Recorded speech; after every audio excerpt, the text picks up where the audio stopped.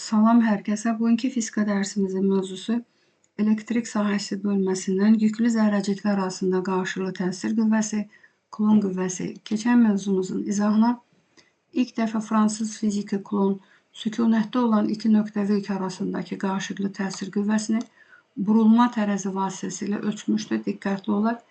Testlərdə bizdə Coulomb qüvvəsini ölçən cihaz soruşularsa, cavabımız olacaq burulma tərəzi. Və Coulomb qanununun baxın, bu şəkildə ifadə olunur.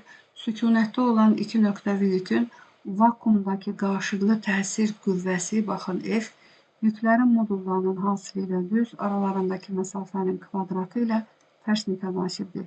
Yəni, yüklər bir-birindən uzaqlaşarsa, məsafə artır. Məsafə artanda Coulomb qüvvəsinin qiyməti azalır. Sonra, zərrəcik, məsələn, qanunda qeyd olunur ki, zərrəciklər vakuumdadır. Əgər zərrəciklər vakuumdan mühitə düşərsə, bu zaman Coulomb qüvvəsinin qiyməti mühiti xarakterizə edən kəmiyyət, dielektrik nüfuzluq qədər, yəni epsilon dəfə azalır. Məsələn, vakuumdakı qiyməti gətirib yerinə yazsaq, dielektrik mühit üçün Coulomb qüvvəsinin riyazi ifadəsini almış olarıq. Sonra düsturda K var. K burada mütənasiblik əmsalı olur.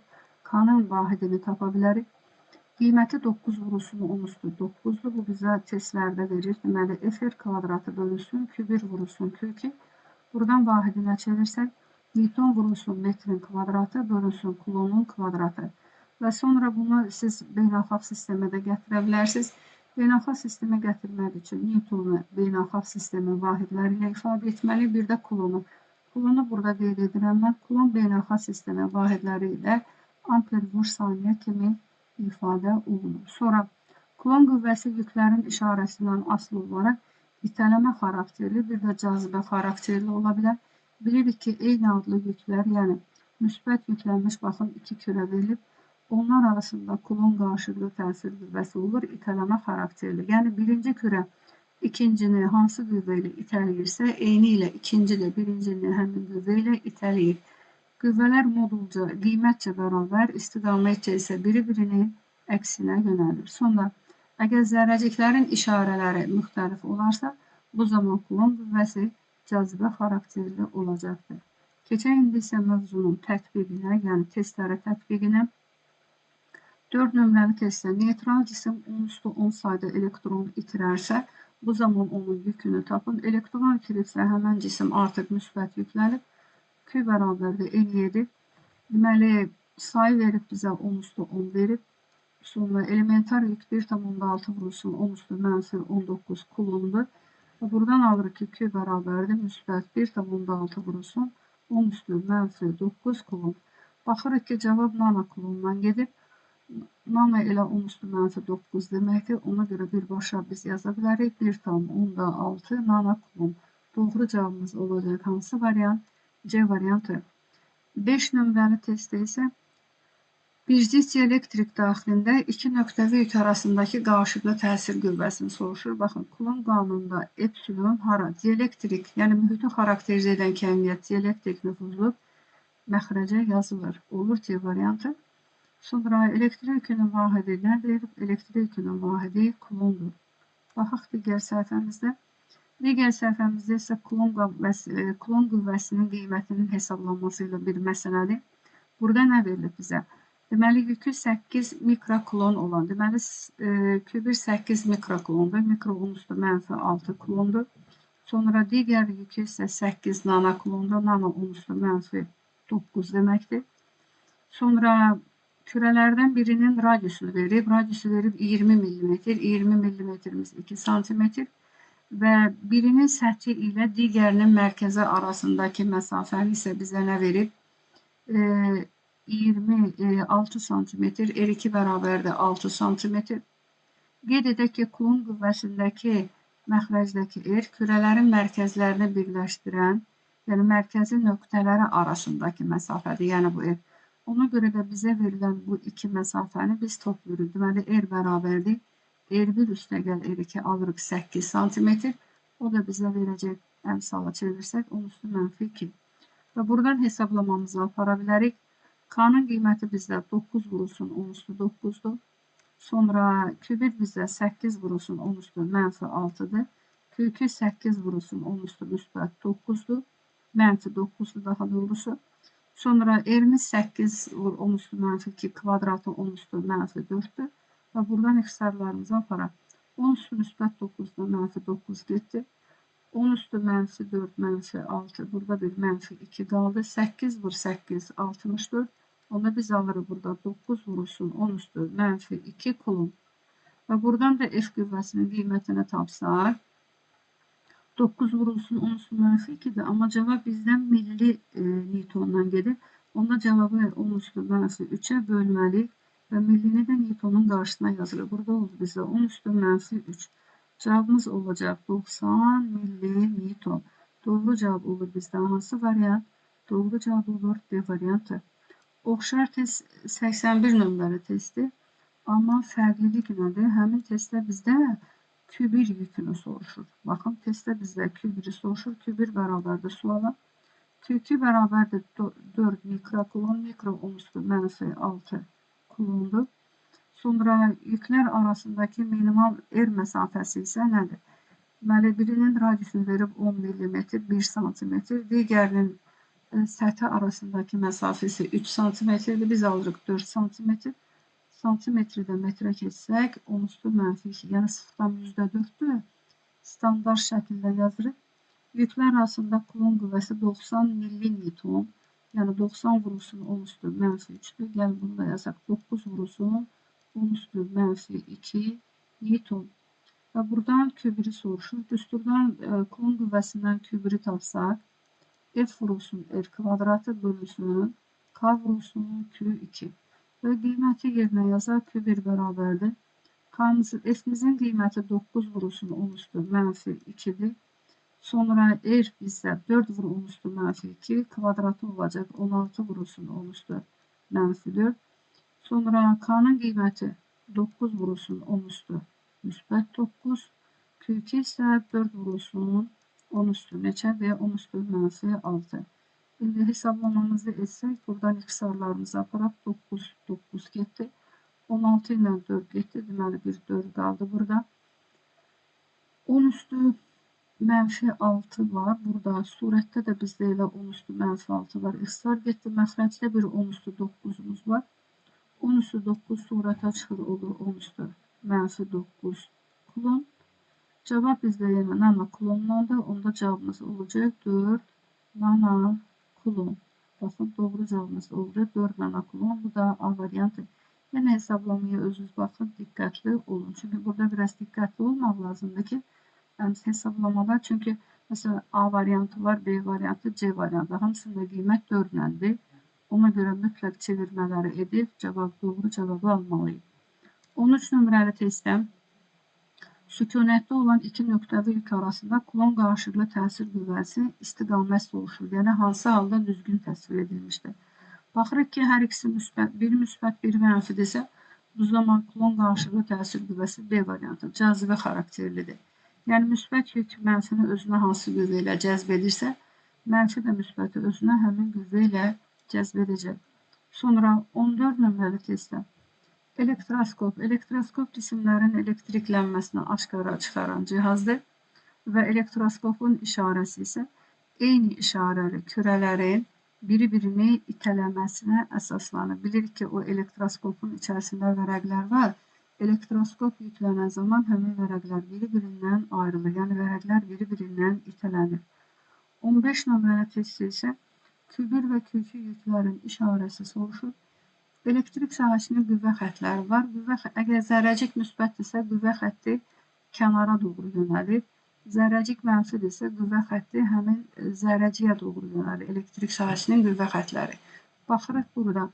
Q1 yükündən istiqamət kənara doğru yönəlibsə, Q1 yükü müsbət və həmin istiqamət Q2 yükünə daxil olubsa, Q2 yükü mənfidir. Deməli, biz tapdıq Q1 müsbət, Q2 yükü isə mənfidir. Doğru cavabımız olur. Hansı variant? C variantı. Baxaq digər səhifəmizdə. Digər səhifəmizdə isə bundan əvvəl qeyd etmişdim. Elektrik sabitinin vahidini əsas vahidlərlə ifadəsidir. Və biz tapdıq ki, K bərabərdir. F vurulsun R kvadratı bölünsün Q1 vurulsun Q2'dir. Buradan qüvvənin vahidi Newtondur. Newtonu beynəlxalq sistemdən assa kiloqram vurulsun metr bölünsün saniyənin kvadratıdır. Məsafə R-dir. Məsafə kvadratı metrin kvadratıdır. Kulon bizdə elektrik yükünün vahididir. Amper vur saniyədir. Q1, Q2 var. Yəni burada 2 yükümüz var. Onda bizdə olacaq amperin kvadratı vurulsun saniyənin kvadratı.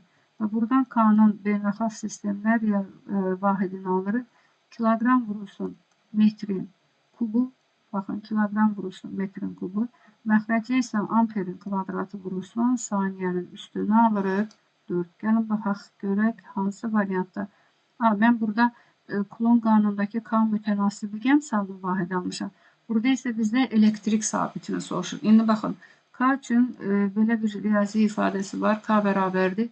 Yəni K mütənasiblik əmsalının elektrik sabiti ilə ifadəsi var. Epsilon 0. Epsilon 0 burada elektrik sabitidir. İndi biz düsturdan epsilon 0'ı tapsaq, yəni bu ifadədən 1 bölünsün alırıq 4 pi K. Bu isə nə deməkdir? Deməli, epsilon 0'ın vahidi K-nın vahidinin tərsidir, yəni əksidir. Onda baxın, K üçün K-nın beynəlxalq sistemdə aldığım buraya ifadəni elektrik sabiti üçün yazsaq, surətdə olacaq amperin kvadratı saniyənin üstüdür. Məxrəcdə isə kiloqram vurulsun, metrin üstü 3. Baxın, aldığım bu ifadə, baxın, elektrik sabitinin, yəni epsilon 0'ın, baxın, epsilon 0 elektrik sabitidir.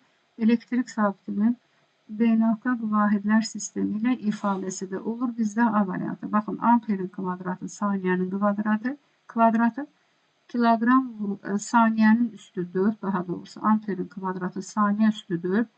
Bölünsün kiloqram vurulsun metrin kubu. Doğru cavabımız olur A variantı. Yəni əvvəlcə mən K-nın vahidini tapdım.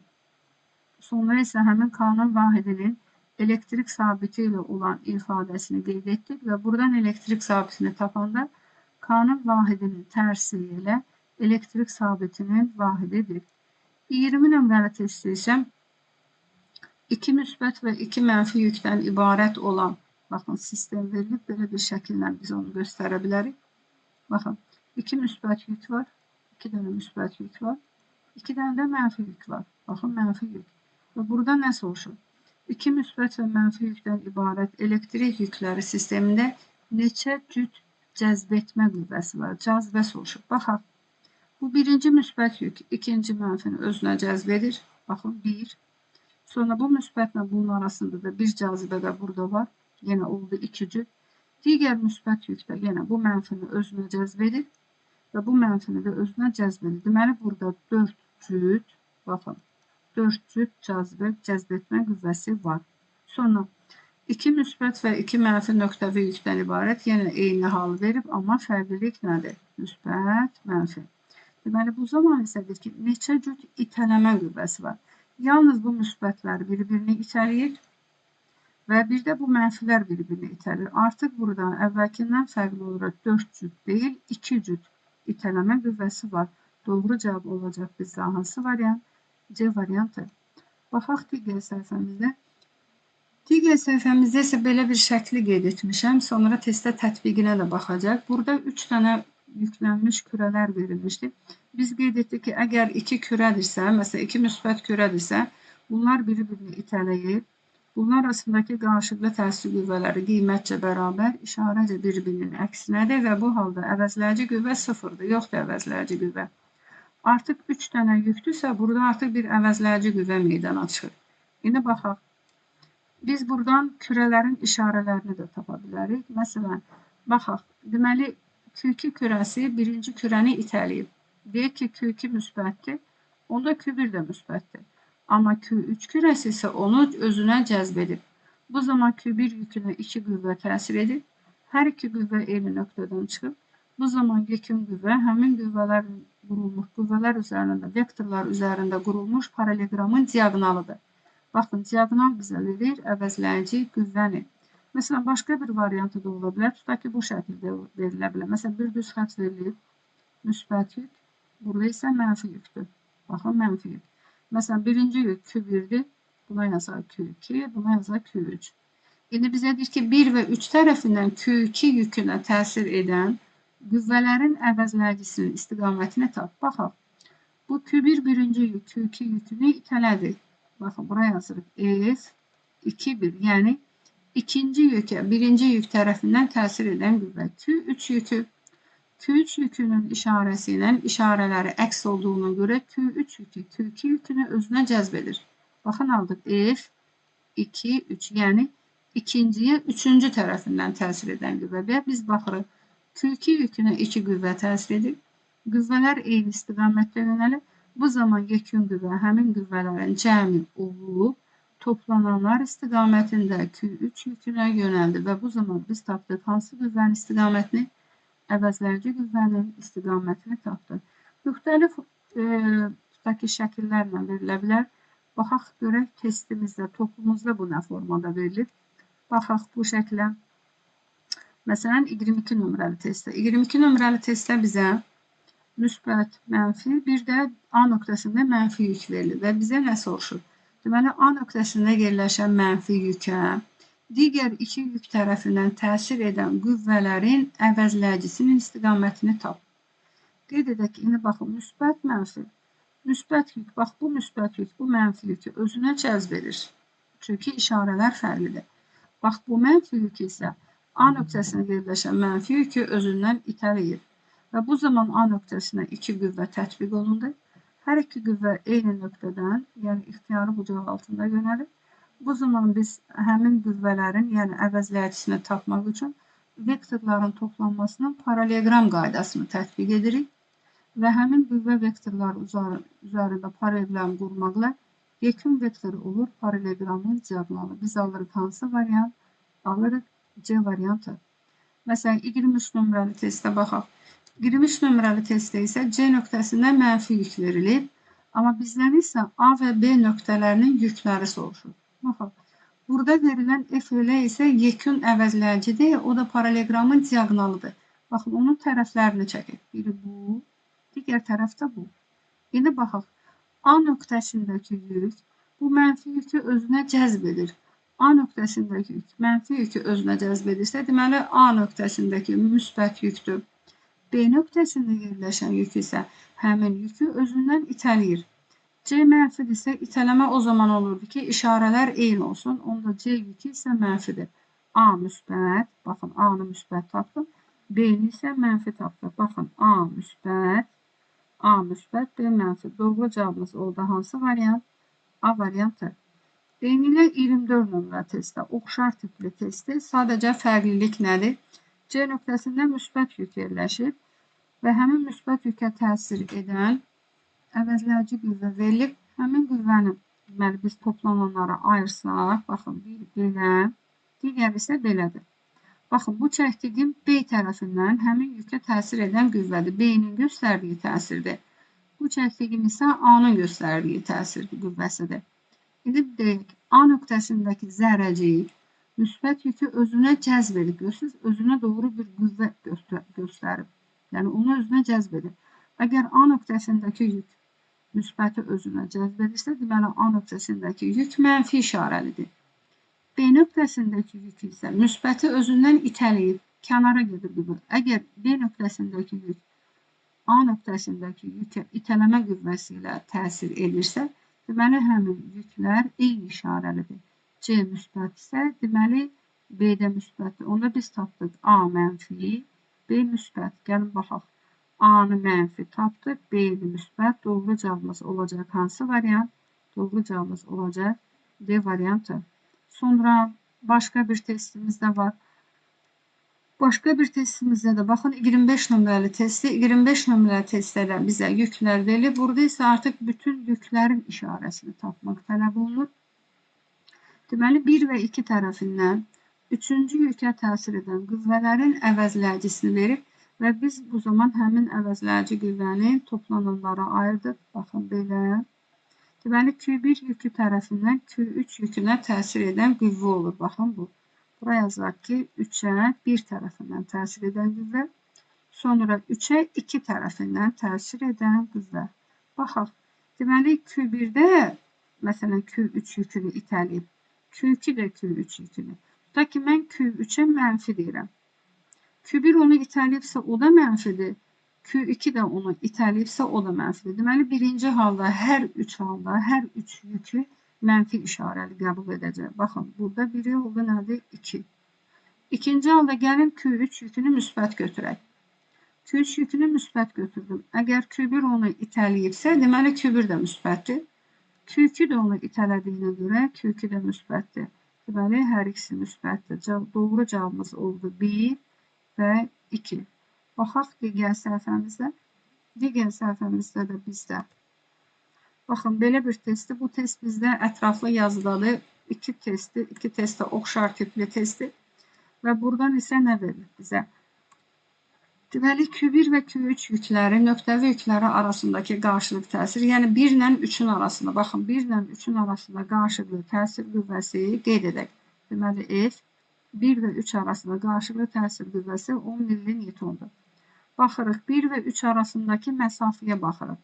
Deməli, 1 ilə 3 arasındakı məsafə bölgü ilə gedir. 1, 2, 3 nə qədərdir? 4. Yazaq, bura 4. Sonra 1 ilə 2 arasındakı qarşılıqlı təsir qüvvəsi soruşulur bizdən. 1 ilə 2 arasında. 1 ilə 2 arasındakı məsafə isə 2 bölgüdür. Elə 2 yazaq. O zaman biz deməli F1, 3 düsturumuzu yazaq. Deməli K. Q1'in yükünü verib bizə Q0. Q3'ün yükünü verib 4Q0. 4Q0. Aralarında da 4 bölgüdür. Buraya yazaq 16. Buradan da alırıq biz 4 ilə 16 getsə x-lar və alırıq K Q0'ın kvadratı bölünsün neçə? 4. Keçirik F1, 2'yə eynilə bu cür düstur yazırıq. Yenə K. Q1'in yükü Q0'dır. Baxın, burada verir. Q1'in yükü Q0'dır. Q2'nin yükü isə 2Q0'dır. Buraya yazaq 2Q0. Sonra aralarındakı məsafə 1 ilə 2 arasındakı məsafə 2 bölgü olduğuna görə buna 4 yazırıq. Və biz burada nə aldıq? 2 ilə 4 ixtisar getsə məxrəcdə bir 2'miz var. Surətdə alırıq K Q0'ın kvadratı. Deməli, bir düsturun əvvəlini, bir də sonunu tərəf-tərəfə bölürük. Baxaq, baxın, böldük. Biz F1, 3 bölünsün F1, 2'yi buradan da K Q0'ın kvadratını bölsək 2 kəsrin surətinə çıxır. Burada alırıq 2'də 1. Baxın, bunlar ixtisar gedir. Kəsri-kəsrə bölmədə 2 surətə çıxsa 4'dən də 2 ixtisar gedir. Qalır 2'də 1. Biz tapmalıyıq buradan F1, 2'ni. F1, 2'ni tapmaq üçün baxın, tənasübdən 2 vurulsun. Nə alıram? F1, 3 alırıq. 2'nin qiymətini də bizə 10 milli-newton verdiyinə görə doğru cevabımız olacaq 20 milli-newton. Eynilə 7 nömrəli testdə oxşar tipli testi. Məsələn, gəlin elə ona da baxaq. 7 nömrəli testdə 1 ilə 2 arasındakı qüvvəni verir. Deməli, 1 ilə 2 arasındakı qüvvə 15 milli-newtondur. Bəs 1 ilə 2 arasındakı məsafə nə qədərdir? 1 ilə 2 arasındakı məsafə 2 bölgüdür. Və bizdən 1 ilə 3'ün arasındakı qüvvəni tapmaq soruşur. Deməli, 1 ilə 3 arasında. 1 ilə 3 arasında 3 bölgüdür. Bura 3 yazırıq. Və yenidən əvvəlki kimi, deməli, 1-2 arasındakı Coulomb qüvvəsini yazaq.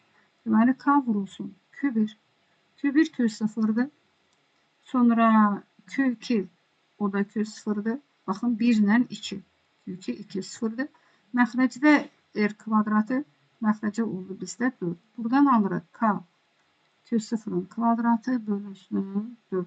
Mesela burada elə K Q0'ın kvadratını da tapa bilərik. Yəni elə onu tapaq. K Q0'ın kvadratı bərabərdir 4 vurulsun F1, 2. İndi bayaq tərəf-tərəfə bölməklə almışıq. İndi biraz başqa variantı gedək. Deməli, sonra yazılacaqsa 1 ilə 3 arasında Coulomb qüvvəsini. Yazaq biz K Q1. Q1'imiz yenə Q0'dır. Buraya yazırıq Q0. Q3'ümüz 3Q0'dır. Bakın 3Q0 bölünsün R kvadratı. Yani 1 ilə 3'ün arasında. 1 ilə 3'ün arasında məsafəmiz isə 3'lü kvadrat olacaq. Bizdə 9. Buradan keçdik ardına. 3 ilə 9 gediriksə, məxrəcə bir 3 düşdü. Aldı K Q0'ın kvadratı. Baxın, K Q0'ın kvadratına nə demişdik? 4 F1, 2. Baxın, onu gətirib burada K Q0'ın kvadratına yerinə yazar. Onda F1 3 bərabərdir. Biz alırıq 4 F1 2 bölünsün 3. Buradan da 4. F1 2'mizi bize neçə verib? 15 verib. 4 vurulsun 15 bölünsün 3. 3 ile 15 hepsar gedir. 4 vur 5 20 alırız 20 milli Newton. Çünkü çevirme aparılır. Böyle meselelerde çevirmeye ihtiyaç yoktur. Cevap olacak 20 milli Newton. Bugünlük bu kadar.